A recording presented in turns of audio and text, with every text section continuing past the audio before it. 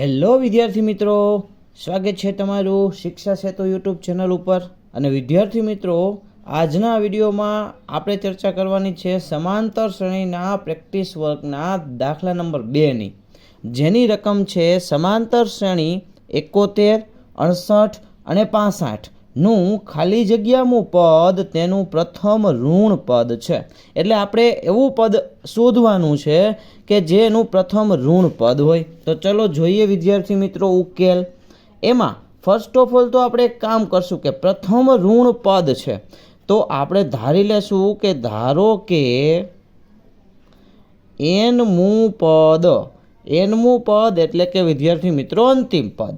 ચાલો, એનમું પદ એ પ્રથમ ઋણ પદ છે તો એનો અર્થ આવો થાય વિદ્યાર્થી મિત્રો કે એનમું પદ જો ઋણમું પદ હોય એટલે કે પ્રથમ ઋણ પદ હોય તો એની વેલ્યુ 0 કરતાં નાની હશે, એટલે an ઇઝ લેસ ધેન 0 થાય। તો વિદ્યાર્થી મિત્રો હવે an છે એના બરાબર તો આપણે આવું કંઈક મૂકી શકીએ, a plus n minus 1 na ગુણ્યા d ઇઝ લેસ ધેન 0, કારણ કે આ એનમું પદ શોધવાનું સૂત્ર છે। અને વિદ્યાર્થી મિત્રો એ છે એ તમને સમાંતર શ્રેણી ઉપરથી મળી જશે, ડી છે એ પણ તમને સમાંતર શ્રેણી ઉપરથી મળી જશે।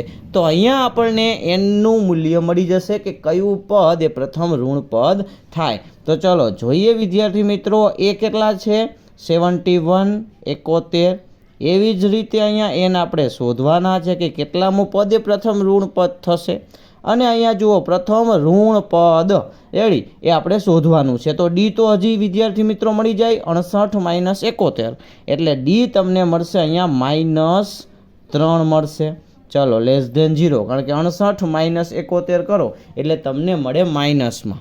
ચલો હવે જોઈએ 71 ના 71 એમનેમ રહેશે, પ્લસ આ -3 ને અહીંયા અંદર ગુણો તો થશે -3n। એવી રીતે -3 -1 ને ગુણે તો અહીંયા માઇનસ માઇનસ પ્લસ 3 × 1 = 3 રેડી।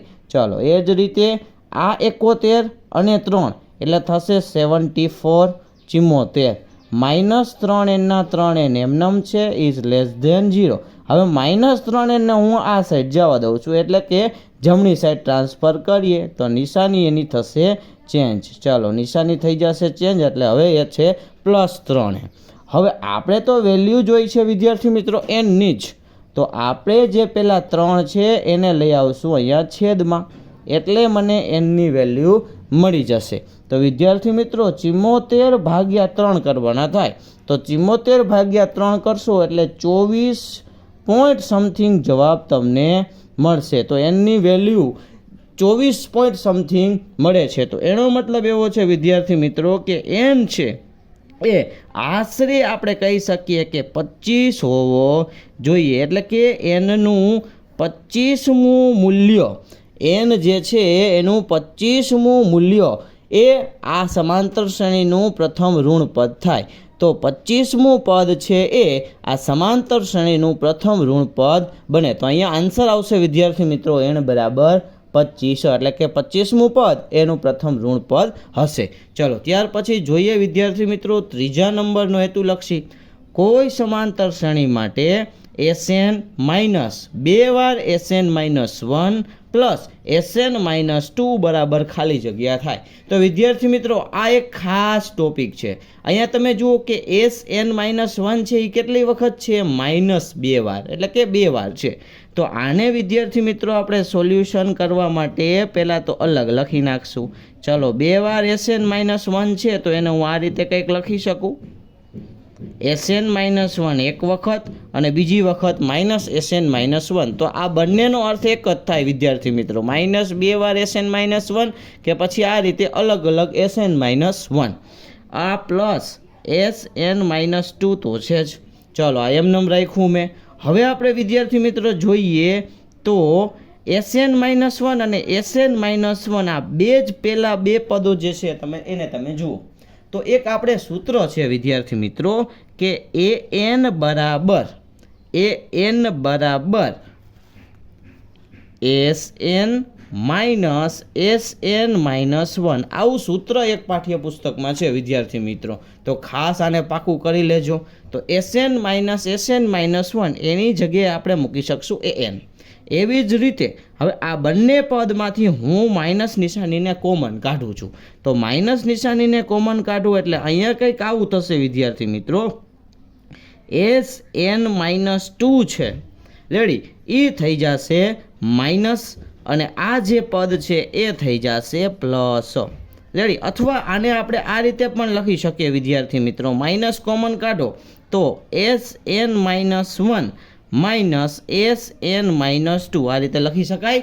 કારણ કે Sn-2 છે એ માઇનસ થઈ જશે, હતું પ્લસ એટલે એ માઇનસ થઈ ગયું, અને આ જે છે એ માઇનસ પદ હતું એટલે કેવું થઈ ગયું પ્લસ. તો પ્લસવાળું મેં પહેલાં લખ્યું, માઇનસવાળું મેં પછી લખ્યું. તો હવે વિદ્યાર્થી મિત્રો જે રીતે આમાં અર્થ થતો હતો કે Sn-1 હોય તો an, તો અહીંયા શું થાય Sn-1 માઇનસ Sn-2 હોય તો એના બરાબર આપણે આવું લખી શકીએ. an બરાબર જો Sn-1 થાય તો an-1 હોય તો એની જગ્યાએ સૂત્ર આવું બને Sn-1 માઇનસ Sn-2. ચાલો હવે an-1 એના બરાબર આપણે લખી શકીએ વિદ્યાર્થી મિત્રો સામાન્ય તફાવત d.